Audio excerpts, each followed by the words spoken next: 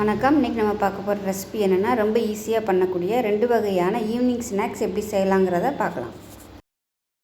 எடுத்துக்கலாம். இதில் பார்த்தீங்கன்னா ஒரு 300 கிராம் அளவுக்கு பெரிய வெங்காயம் வந்து இந்த மாதிரி நல்லா நீளமாக நறுக்கி வச்சுருக்கேன். நல்லா உதிரி உதிரியாக இருக்கணும்.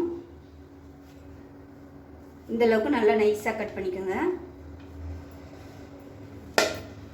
இதோட பொடியாக நறுக்குன கொத்தமல்லியில் சேர்த்துக்கலாம். அதே மாதிரி பொடியாக நறுக்குன கருவேப்பிலை சேர்த்துக்கலாம். ஒரு 3 பச்சை மிளகா பொடியாக கட் பண்ணி வச்சுருக்கேன், இதையும் சேர்த்துக்கலாம்.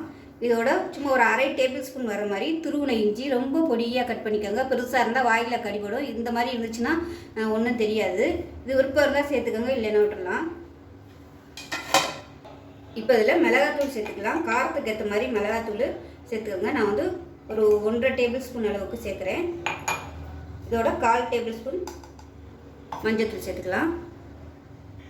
இதில் வந்து சோம்பு 1 டேபிள் ஸ்பூன் போட்டு சும்மா அப்படியே 1-2 நச்சு வச்சுருக்கேன். நீங்கள் பவுடர் வச்சுருந்தீங்கன்னா பவுடராக யூஸ் பண்ணிக்கோங்க, இல்லைன்னா நீங்கள் மிக்சியில் வந்து நல்லா பொடி பண்ணிக்கோங்க. இது வந்து ரொம்ப கொஞ்சமாக இருக்கிறதுனால நான் வந்து நச்சுருந்தேன். அது அந்தளவுக்கு 1-2 தான் அது வந்து நல்லா பொடிப்பட்டுருக்கு. இதில் வந்து சோடா உப்பு சேர்த்துக்கலாம். கொஞ்சமாக ஒரு 1/4 டேபிள் ஸ்பூன் அளவுக்கு சோடா உப்பு சேர்த்துக்கலாம். சோடா உப்பு சேர்த்தோம்னா நல்லா சாஃப்டாக வரும். இப்போ தேவையான அளவுக்கு உப்பு சேர்த்துக்கலாம். உப்பு வந்து உங்களோட விருப்பத்துக்கு தகுந்த மாதிரி சேர்த்துக்கோங்க. இப்போ இது எல்லாத்தையும் நல்லா மிக்ஸ் பண்ணி விட்டுக்கலாம்.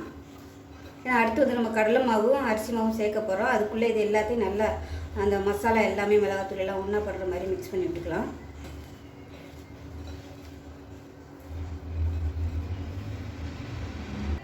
இப்போ இதில் மிளகாத்தூள் வந்து எனக்கு கம்மியாக இருக்க மாதிரி தோணுச்சு. அதனால் இன்னும் 1 டேபிள் ஸ்பூன் சேர்த்துருக்கேன். ஏன்னா கடலை மாவு அரிசி மாவுலாம் சேர்க்கும்போது காரம் கம்மியாகும். அதனால் இன்னும் 1 டேபிள் ஸ்பூன் சேர்த்துருக்கேன். இதில் மெஷரிங் கப்பில் 1 கப் அளவுக்கு கடலை மாவு சேர்த்துக்கலாம். 1/4 கப் அளவுக்கு அரிசி மாவு சேர்த்துக்கலாம். இப்போ இது எல்லாத்தையும் நல்லா மிக்ஸ் பண்ணிக்கலாம். இப்போ பாருங்கள், ஓரளவுக்கு நல்லா பிசைஞ்சாச்சு. இப்போ வந்து நம்ம எண்ணெய் சேர்த்துக்கலாம். எண்ணெய் வந்து நல்லா சூடு பண்ணிவிட்டு சேர்த்துக்கலாம். இப்போ இதில் பார்த்தீங்கன்னா எண்ணெய் நல்லா சூடு பண்ணிவிட்டு சேர்த்துருக்கேன். நல்லா இந்த மாதிரி சுட வச்சு சேர்க்கும்போது நல்ல வடை வந்து நல்லா கிறிஸ்பியாக வரும். இதை நல்லா கலந்துக்கலாம். எண்ணெய் சூடாக இருக்கும் ஊற்றி இருக்குது. அதனால் கொஞ்சம் இந்த மாதிரி கரண்டி வச்சு கிளறி விட்டுட்டு அதுக்கப்புறமா நீங்கள் பிசைஞ்சுக்குங்க. இப்போ எப்படி இருக்குதுன்னு பார்த்துக்கிட்டு அதுக்கப்புறமா நம்ம தண்ணி சேர்த்துக்கலாம். இந்த வெங்காயத்தில் வந்து தண்ணி விட்டு வரும் இப்போல்லாம் சேர்த்துக்கிறதுனால. அதனால் ஒரு 2 செகண்ட் விட்டுட்டு அதுக்கப்புறமா எவ்வளோ தேவையோ அதுக்கு தகுந்த மாதிரி தண்ணி ஊற்றி பிசைஞ்சுக்கலாம். இப்போ மெஷரிங் கப்பில் ஒரு 1/4 கப் அளவுக்கு தான் தண்ணி எடுத்திருக்கேன். நான் பூராத்தையும் ஊற்றலை, கொஞ்சமாக ஊற்றிட்டு இவ்வளோ மிச்சம் இருக்குது பார்த்துக்கிட்டு நம்ம தண்ணி சேர்த்துக்கலாம்.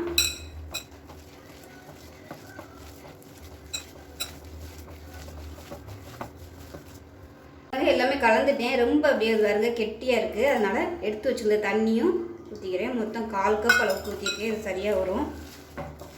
ரொம்ப தண்ணியாக இருக்கக்கூடாது, ரொம்பவும் கெட்டியாக இருக்குது.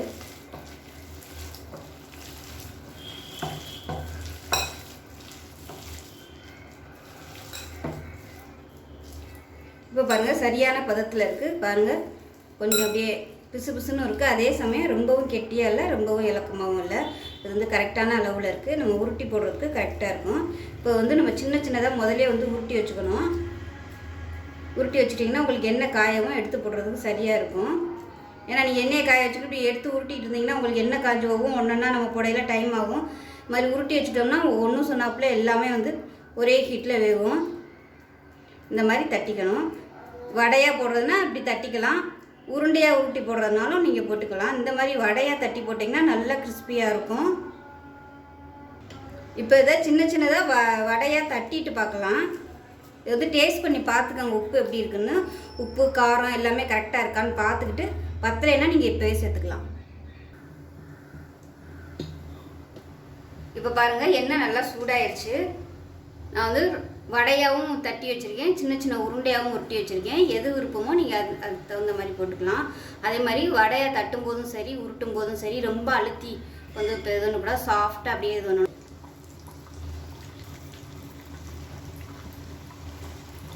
நான் வந்து உருண்டையும் போடுறேன், வடையை தட்டினதையும் போடுறேன்.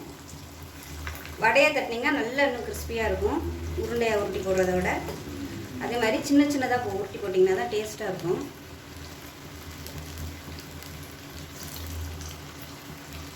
வடையை போட்டுட்டு கொஞ்சம் நேரம் கழிச்சு ஒரு செகண்டுக்கு அப்புறம் மீடியமான ஃப்ளேமில் வச்சுக்கோங்க. ஏன்னா போடையில் ஹை ஃப்ளேமில் இருக்கணும், அதுக்கப்புறம் குறைச்சி வச்சுக்கணும். ஏன்னா போடும்போதே எண்ணெய் வந்து குறைச்சலாக இருந்துச்சுன்னா சதன்னு ஆயிரும். நல்லா ஹை ஃப்ளேமில் நம்ம போடையில் இருந்துச்சுன்னா மேலாப்பில் உள்ளது வந்து நல்லா வெந்துடும். அதுக்கப்புறமா நம்ம குறைச்சி வச்சோம்னா நல்லா அப்படியே மீடியமான ஃப்ளேமில் அப்படியே நல்லா வேகும், உள்ளெல்லாம் நல்லா வேகும். இப்போ வந்து திருப்பி விட்டுக்கலாம். போட்ட உடனே திருப்பி விட்டிங்கன்னா உங்களுக்கு வந்து அப்படியே எல்லாமே லூஸ் ஆகி ரொம்ப அப்படியே கலண்டு வர மாதிரி ஆயிரும். இப்போ திருப்பி விட்டுக்கலாம்.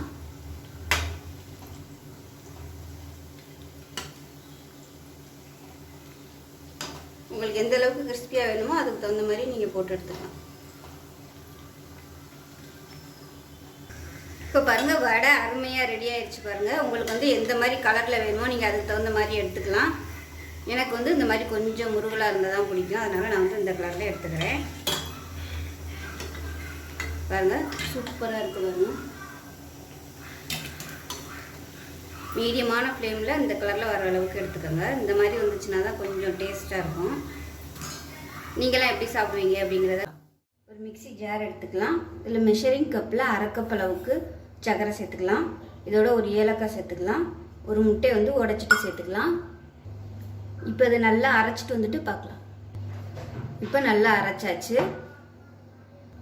ஒரு மிக்சிங் பவுல் எடுத்துக்கலாம். மெஷரிங் கப்பில் 1 கப் அளவுக்கு கோதுமை மாவு எடுத்திருக்கேன், இதை சேர்த்துக்கலாம். இப்போ இதில் ஒரு 2 டேபிள் ஸ்பூன் அளவுக்கு ரவை சேர்த்துக்கலாம். இப்போ இது எல்லாத்தையும் நல்லா கலந்துக்கலாம். இதோட ஒரு 1/4 டீஸ்பூன் போல் சோடா உப்பு சேர்த்துக்கலாம்.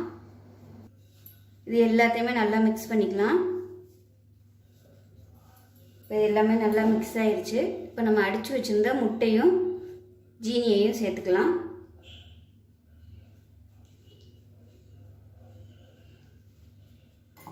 இப்போ இதில் பார்த்தீங்கன்னா மிக்சியில் முட்டை வந்து கொஞ்சம் ஒட்டிகிட்டு இருந்துச்சு. அதில் வந்து ஒரு 1/4 டம்ளர் அளவுக்கு பால் சேர்த்துருக்கேன். பால் சேர்த்து நல்லா அடிச்சுட்டு இதோட சேர்த்துக்கலாம்.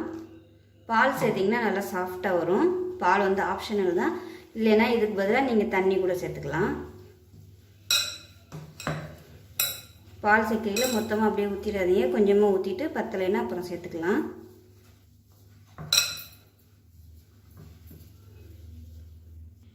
இப்போ பாருங்கள் பிசைஞ்சிட்டேன். இந்த மாவு வந்து எப்படி இருக்குன்னு பாருங்கள். நமக்கு வந்து கையில் வந்து ஒட்டணும், கொஞ்சம் பிசு பிசுன்னு கையில் ஒட்டணும். இந்த ஸ்டேஜ் வரைக்கும் நல்லா பிசைஞ்சிக்கிட்டிங்கன்னா இது வந்து நம்ம 1/2 மணி நேரம் ஊற வைக்க போகிறோம். ஊறிச்சுன்னா உங்களுக்கு நல்லா இறுகிரும். நீங்கள் பண்ணும்போதே நீங்கள் வந்து ரொம்ப ஹார்டாக பிசைஞ்சிட்டிங்கன்னா உங்களுக்கு வந்து ஊறினதுக்கப்புறம் ரொம்ப ஹார்டாயிரும். அதனால் இந்த மாதிரி வச்சுக்கோங்க. இப்போ இது வந்து அப்படியே ஊறட்டும். இப்போ பாருங்கள் எந்த அளவுக்கு இருக்குன்னு காமிக்கையில் பாருங்கள். ஊறுறதுக்கு முன்னாடி கையில் வந்து ஒட்டுற அளவுக்கு இருந்துச்சு. இப்போ நல்லா ஊறிடுச்சு பாருங்கள். இதை வந்து நல்லா பிசைஞ்சு விட்டுக்கலாம். கையில் வந்து எண்ணெய் தடவிட்டு கொஞ்சம் நல்லா பிசைஞ்சுக்கோங்க. பிசைஞ்சிட்டு சின்ன சின்னதாக உருட்டி எடுத்துக்கலாம். பாருங்கள் இந்த அளவுக்கு சின்னதாக உருட்டி இருக்கேன். இதை வந்து லேசாக இந்த மாதிரி கை வச்சு அமுக்கி விட்டுக்கோங்க. அமுக்கிட்டு கத்தியை வச்சு இந்த மாதிரி லைட்டாக கட் பண்ணி விட்டுக்கலாம். ரொம்ப வந்து அடியில் வரைக்கும் கட் பண்ண வேணாம். இது வந்து நம்ம எண்ணெயில் போடையில் இந்த 4 சைடும் எண்ணெய் போய் நல்லா வேகிறதுக்கு தான் இந்த மாதிரி கட் பண்ணுறது. இதே மாதிரியே எல்லாத்தையும் செஞ்சு எடுத்துக்கலாம். இப்போ பாருங்கள் எல்லாமே ரெடி பண்ணிட்டேன். நான் எடுத்த மெஷரிங் கப்பில் இந்த அளவுக்கு வந்திருக்குது. இது வந்து எண்ணெய் நல்லா சூடாகிடுச்சு, ரொம்ப சூடாக இருக்கக்கூடாது. இப்போ இதை எடுத்து எண்ணெயில் போட்டுடலாம். மீடியமான ஃப்ளேமில் தான் பொரிச்சு எடுக்கணும். ஹையில் இருந்துச்சுன்னா வேகாது, மேலாப்பில் கருகிரும், உள்ளுக்குள்ளே வந்து வேகாது.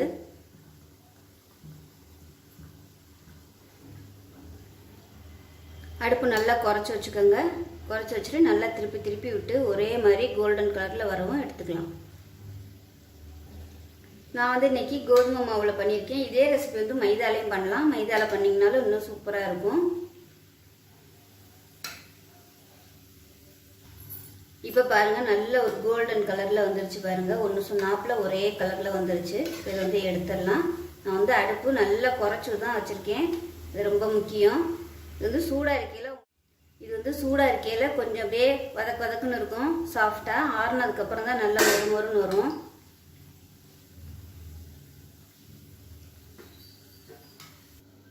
இப்போ மிச்சம் வச்சுருக்கிறதையும் சேர்த்துக்கலாம். மெஷரிங் கப்பில் 1 கப்பு போட்டோம்னா இந்த சைஸுக்கு ஒரு 11 பீஸ் வருது. நீங்கள் அதுக்கு தகுந்தாப்பில் போட்டுக்கோங்க. கூடவோ குறைச்சோ போட்டுக்கோங்க. நீங்கள் 2 கப்பாக போடுறதா இருந்தால் முட்டை வந்து இன்னொன்று சேர்த்துக்கோங்க.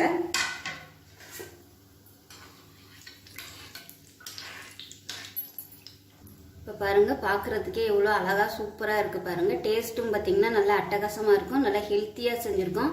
சட்டுன்னு செஞ்சிடலாம். காப்பி டீ போடுறதுக்குள்ளே செஞ்சிடலாம். ஈவினிங் ஸ்நாக்ஸாக குழந்தைகளுக்கு கொடுக்குறதுக்கு ரொம்பவே சூப்பராக இருக்கும். இதே மாதிரியே நீங்களும் செஞ்சு பாருங்கள். செஞ்சு பார்த்துட்டு எப்படி வந்துச்சுங்கிறத சொல்லுங்கள். வீடியோ பிடிச்சிச்சுன்னா லைக் பண்ணுங்கள், கமெண்ட் பண்ணுங்கள், சேனலை சப்ஸ்கிரைப் பண்ணுங்கள், பக்கத்தில் உள்ள பெல் பட்டனையும் ப்ரெஸ் பண்ணுங்கள். நன்றி.